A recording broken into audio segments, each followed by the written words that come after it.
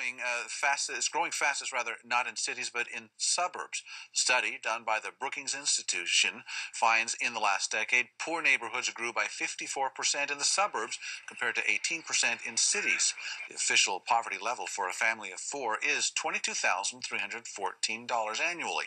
Well, 1 out of 15 Americans are now living on 50% or less of that income. That's an all-time high. The Midwest is the region with the fastest growing poverty rate, up 79%, with Youngstown, Ohio, hit by loss of steel jobs.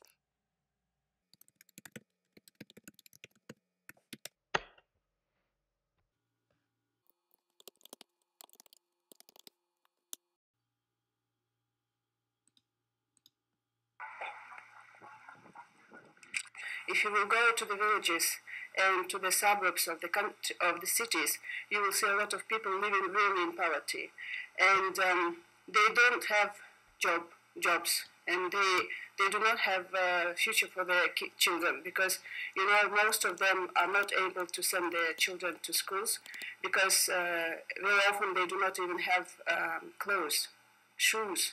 What have we done? What do you think of eminent domain? Well, I think eminent domain is wonderful if you're building a highway and you need to build, as an example, a highway and you're going to be blocked by a holdout, or in some cases it's a holdout, just so you understand. Nobody. The issue. You said in 2005, you said you agree with the Kelo case in the U.S. Supreme Court 100%.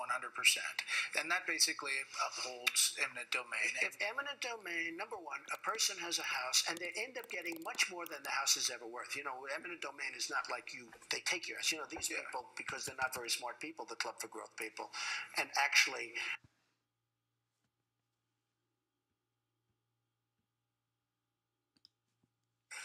Most of our problems, one way or another, are originating by the fact that we are being squeezed economically. He didn't have to worry about the government. There were some regulations, but they were sensible. His job was to build a chemical plant that worked well, the best he could. You couldn't even build those plants today. Not possible. You can go down to the grocery store and use polyethylene. You probably get some out of a plant that he helped build. But the problems are similar throughout the country. This squeezing of us, the taking away of our freedom. In the 50s and 60s.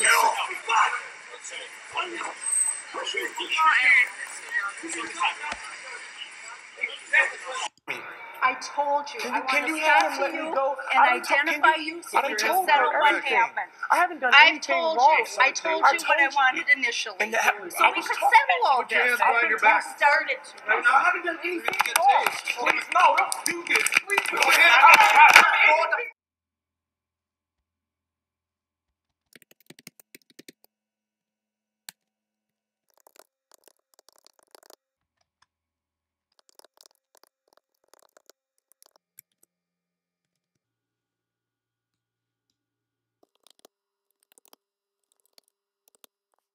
We give away so much money to the banks, the oil companies. So we give $40 billion in oil subsidies.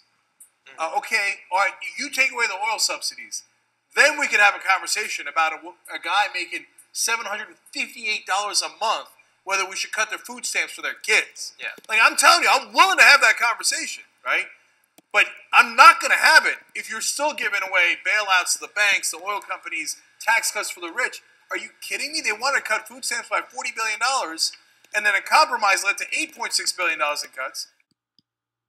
But while taxes are often seen as the price to pay for living in a civilized society, many believe the amount people have to stump up is not distributed fairly. Out of California, people are going bankrupt, they're losing everything, and under this load of debt, there's a load of shame. And instead of saying goodbye to neighbors that they've known for 10, 20 years, people are just packing up their things and they're leaving. Many times they're leaving out of state, and they're leaving to places like Texas, Oklahoma, North Dakota, Georgia.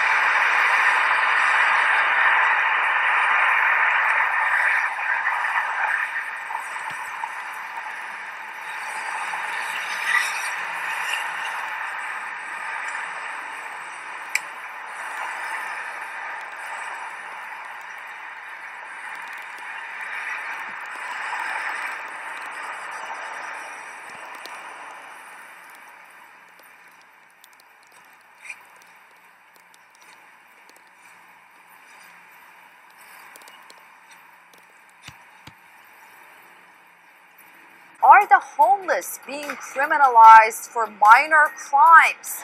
33 U.S. cities ban or are considering banning the practice of sharing food with homeless people.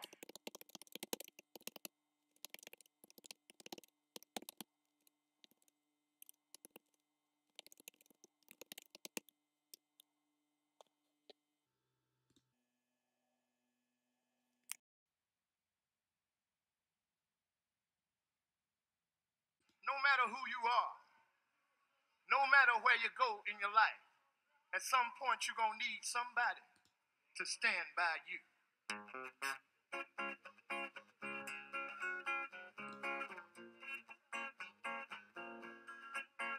Oh, yeah. Have you had this idea about No matter where you go. Yes. Sweet little idea.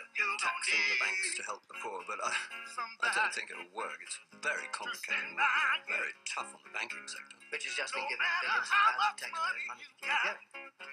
Well, yeah, of course. Still paying itself billions of pounds in bonuses. Yes.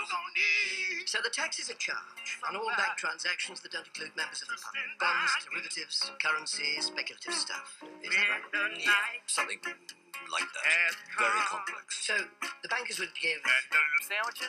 No. You know what? Looks like they turned into change, man.